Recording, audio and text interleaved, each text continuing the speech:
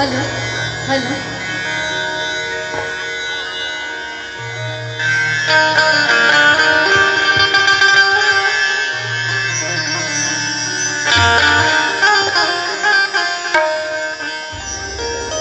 हजिया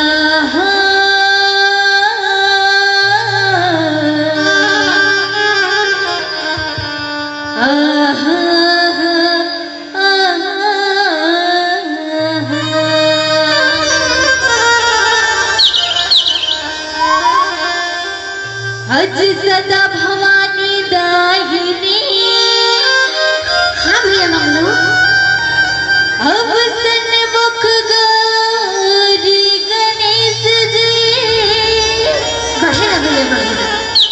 पांच देव मिल रक्षा करे। हाँ भैया। ओम ब्रह्मा विष्णु महेश।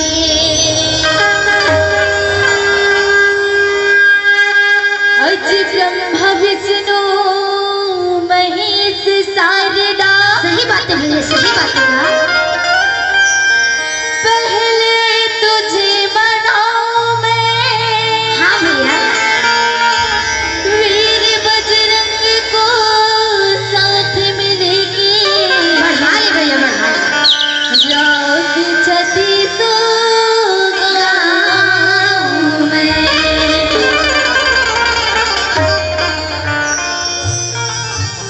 कैसे जी भैया मंगलू? कैसे हो भैया कैसे हो जी? काला कैसे हंस रे?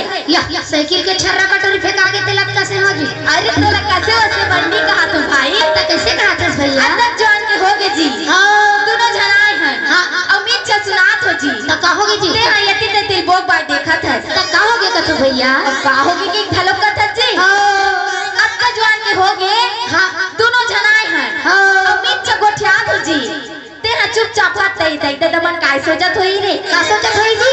ये काय सोचत होई कि थलोक का था? ओ दई ते दमन है ना? हाँ। तोर मुहला जोहत होई जी। अच्छा मोहल जो हाथ होई। अहो तो कल लिए काय करे बुलागी मोला? काय करे लागी रे? हाँ। तहु सुनावे तत जी। कैसे? कैसे कथा? मैं जब तक बनी तब तक सुना दे। हाँ। अब तहु सुनावे तत जी। अच्छा सुनाए लागी जी? तजी तो सुन बे। सुनित बला की भाई ले सुन। ले सुना ले सुन। ले सुना। तो सुन बे। हो सुनो जी ले सुना। तो सुने जी? काला सुने हो? ले जी सुना। हाँ ले सुना ना। ले सुन बे। हाँ मैं सुना तो चल सुना। ले सुन बे। हाँ सुनते छो। ले सुन बे। ले सुन बे कहा तो सुना तो रे। सुना तो कहा तो जी? सुना तो सुनावे तो सुनो जी। तो ले सुन बे। हो ले सुना तो सुनना। तो सुने जी? काला सुनाते हैं। अभी सुना हो जी? काला सुनाए रे। ले भाई सुना। हाँ ले सुना। अजी दादा भवानी दाई वो औ काकी काका महेश जी भाची भाचा मिली रक्षा करे औ दीदी भाटो समे। ए काय रे? कैसे? काय काकी का कदई दादा कहा था? मने कहा जी? मैं कहा या सदा भवानी का तते काय काकी का कदई दादा करा था रे? वाह तते एक चला सुमरत है हम सब चला सुमरत। कैसे सब जले सुमरत है? एतिक दई मला सुमरत हो एतिक दादा मला सुमरत हो एतिक माता भवानी मला सुमरत हो। सबों को दिले भजन करत है। हाँ। तो सुनना छगलू। कहोगे जी? लेना जी एक आध दूठा भजन सुना। भजन सुना। अरे भजन मत सुना। सुना था? कैसे? चल ना जी माँ सरस्वती की स्तुति कर दे था। तबे पैरा ने जा तते पैरा लगा कर बरे। तेज माँ सरस्वती सुस्की कर दे था। माँ सरस्वती सुस्की करा था। अरे वैसे नहीं कहा तो जी। तो कैसे कहते? हमन है ना? हाँ हाँ। माँ सरस्वती के आवाहन करबो कहा तो भाई। सुना तो दीदी हो पहने होगी बेटूरा माँ सरस्वती न हम आवो कथ। काय काय कहा रहते हाँ? तते काय काय बोल था जी? अरे वैसे नहीं कहा तो रे। तो काय बोला था? हमन है ना? हाँ हाँ। माँ सरस्वती के सुंदर कले वंदना करबो कहा तो जी। अच्छा वंदना कथा जी? जी ले चल जा। करबो। हाँ। ले मैं बलात हूँ। ले चल ठीक है। तो सुनना जी। कैसे? लेते कले मैं सुर धरा था। तो मैं बीड़ा बांधे जा। बीड़ा बांधे जाते थे हाँ। ते सुर धरा था। अरे वैसे वाला सुर नहीं कहा था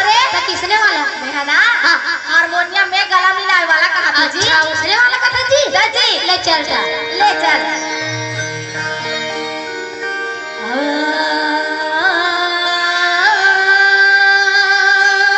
जाके जाके सुतर हो जाई दादा हो और जिका के कुकरी होही ना चल टुकनी तब के राखे रोघा बन बिलो नरियार कौन बन बिलवाए?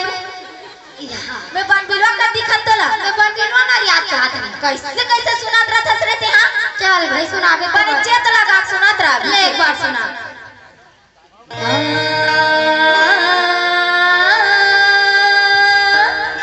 जा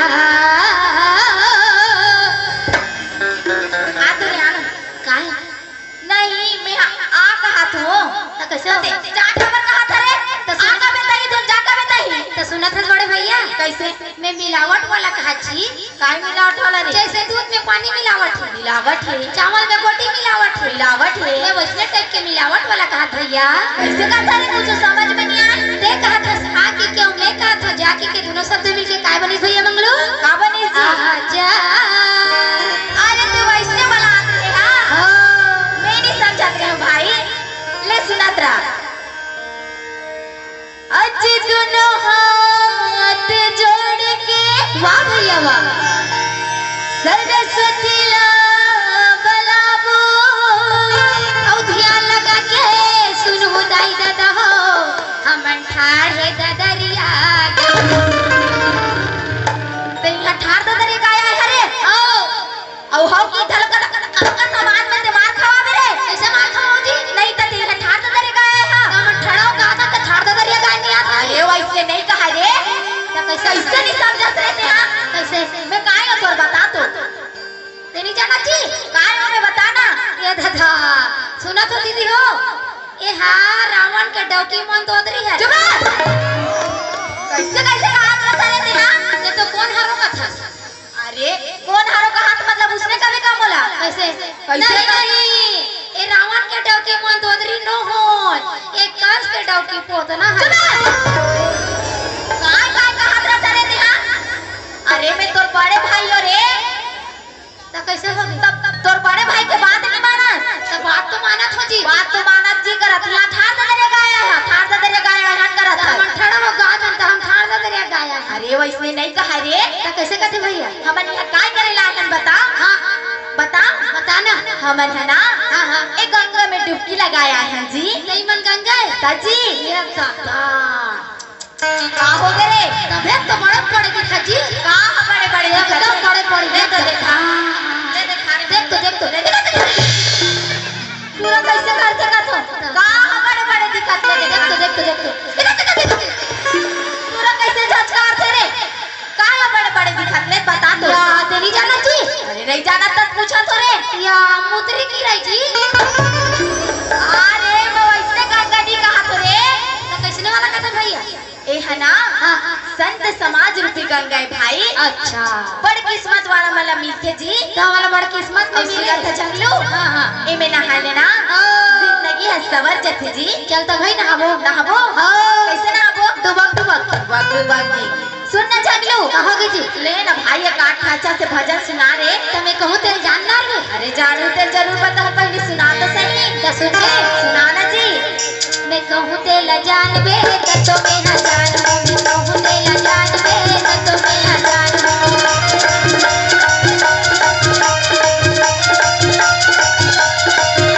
मैं कहूँ तेला जानबे तो मैं ना जानबो मैं कहूँ तेला जानबे तो मैं ना जानबो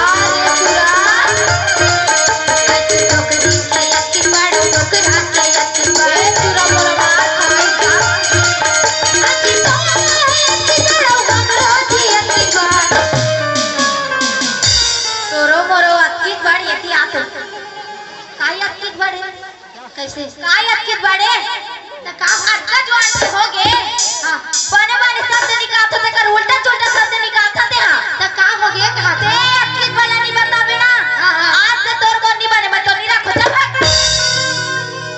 त काली रखा काली रखे तो रखे आज बिल्कुल नहीं रखो राख लेना भैया मैं नहीं रखो का देव ना राख लेना जोड़ी मैं नहीं रखो ते कहीं कहा ए राख लेना गोलू पापा तेजियत रहे जोड़ी मोलैया पड़ दुग दे राजा औ तोर मरे मसुक भोगते आवो तिललिली पो माकुर धरो तो ना दे तो मारी खाई राख लेना भैया मैं नहीं रखो का देव ना राखी लेना भैया मोला राखी लेना गा राखी लेना भैया मोला राखी लेना गा मैंने बन के तोर संग बाजी नहीं छोड़ा तोर दुआरी मैंने बन के तोर संग बाजी नहीं छोड़ा तोर दुआरी राख लेना भैया राखी लेना भैया मोला राखी लेना गा राखी लेना भैया मोला राखी लेना ए मो चुप कर अनबो तोला का चला चुप कर रही रे तो साथ ते रोत है ता मोर दादा मरी ते गाग जमो झन दादा मैं नहीं नो की चुप रे बेटा मंगलू चुपचाप रह तोर दादा मरी तुम्हारी से मत तोर दादा हां और मोर दई मरी ता ए गाग जमो झन दई मैं नहीं नो की चुप रे बेटा मंगलू चुपचाप रह तोर दई मर गए मत तोर दई खाली लाइन मोर दो की मर गया ता कैसे हो गया था ए गाग जत का धन में लोगों ने छोकरी पिलवन नहीं कहा काय नहीं कहा थे चुप मंगलू चुप हम तो चुप काय काय कहा था तेरे पे हां अरे वैसे नहीं कहा रे तो काय अटकित बड़े से लात बता ते नहीं जाना जी अरे नहीं जाना तब पूछा तो अजी नान बन के अटकी बड़े जान के अटकी बड़ छोकड़ा ए अटकित बड़ की ओ का चीज है तेरा बता रे ते नहीं जाना जी अरे नहीं जाना तब पूछा तो जी देला अरे यार रेलगाड़ी टिकट है कहा था जी रेलगाड़ी टिकट है रे हो तो उला पहले ले दिक्कत रे तमे तो समझ जाए कहा रहो बड़े भैया ते अटकित बड़ कबे तबे कैसे समझ हो बता तो या मैं समझदार हो ही कहा था समझदार हो ही कहा था चल भैया बे कोठा भजन वजन सुना अच्छा तोर पारी कट गई पारी कट अब बोले सुनाए लागी तो सुन ना जी कैसे मैं है ना हां सुंदर कले रमान के दोहला कहूं चल चली चलिए ना हो ले सुनत रहा राम नाम सुंदर करता रे ओ छिपहा माँ खुशबू रे भारी औ कते चिपहा में खुशबू है भारी ते मोल ये बता बड़े भैया ते रामायण पढ़े हैं तो रामायण नहीं पढ़ हो जी हम जब रामायण ला खोल के देखथन जी हाँ तो कर चिपा कोंटम का लिखा रहता का लिखा रहते रे करिया अक्षर में का लिखा रहते तो हा चौपाई सोलसा लिखा रहते जी तो लिखा बेच रहते जी तो ओकरे खुशबू में संसार में फैले हैं बड़े भैया हाँ तो वही रखे हैं जी और छिपहा माँ खुशबू है भारी अच्छा ते उला बतात रहे जी हो ले सुनत रहा बड़े भाग मानुष धन पावा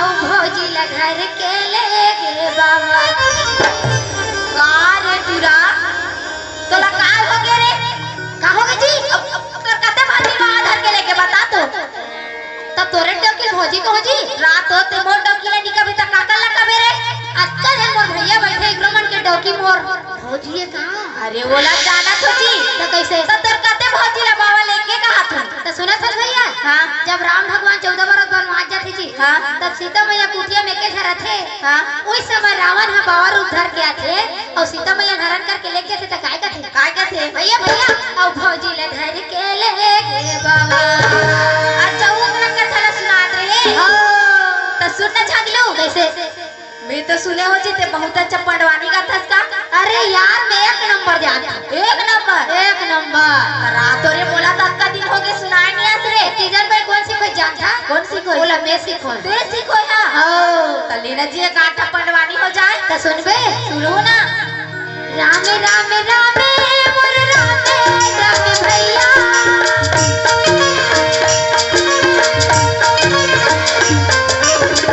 राम राम राम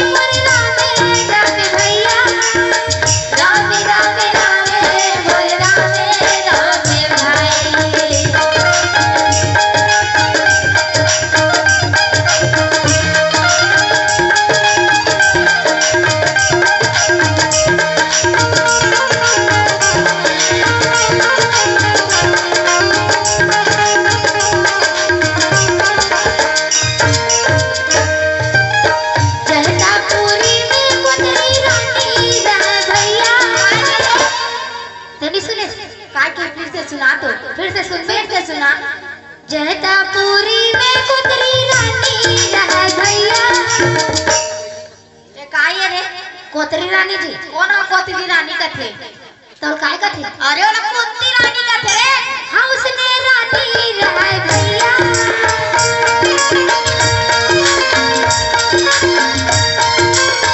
देखले पाँचे जने बोटा और ये टूरा कौन से गजरे ता पडवानी गाय बा? हम खुद सीखे हैं। हमको तो उसने कहा थे रे पडवानी ला। हाँ हाँ कराते ओला कोंडा सोंडा नहीं कहा है। तो ओला काय कथे भैया? अरे ओला पांडा कथे रे? हाँ हाँ उसने है राय भाई।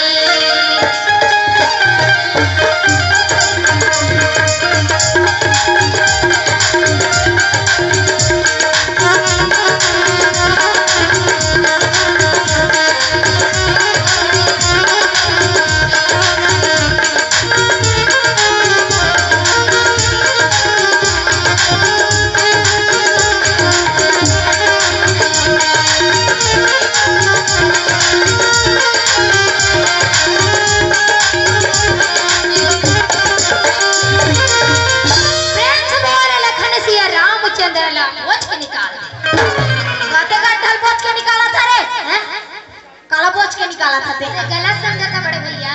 का समझो? मैं काय कहा था? काय कहा था? लखन सिया रामचंद्र ला। हाँ लखन सिया रामचंद्र ला हृदय में लान और हृदय पाप रूपी बोझ तेरे बाहर निकाल दा। वैसे कहा था जी? कहते कहते बोझ के निकालते कहा थे भैया।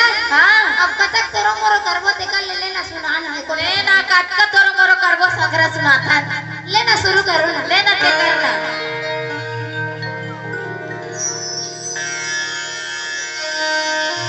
मोर छत्तीसगढ़ के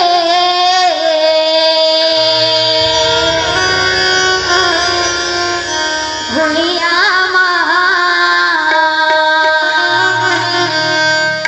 चिड़ैया बोले ना हाजत मांगे गुरामा चिड़ैया बोलेना। मोर छत्तीसगढ़ के भैया चिड़ैया बोले ना मोर भारत माँ के घोड़ा चिड़ैया बोले ना मोर छत्तीसगढ़ के भैया चिड़ैया बोले ना मोर भारत माँ के घोड़ा चिड़ैया बोले ना। देश बदल गया देश बदल गया सब भैया बोले सुनो सुनो मोर छत्तीसगढ़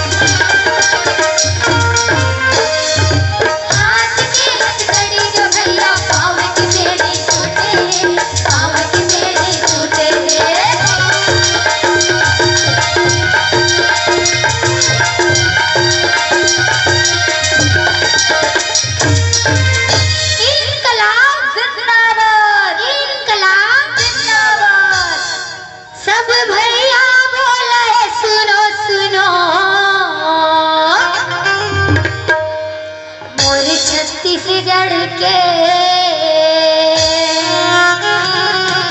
भुइया माँ चिड़ैया बोले ना मोर भारत माँ के गोरा चिड़ैया बोले ना आज जैसे बदल गया मोर देश बदल गया कन्हैया बोले सुनो सुनो मैं छत्तीसगढ़ के भैया चिड़ैया बोले ना मोर भारत माँ के गोरा चिड़ैया बोले ना।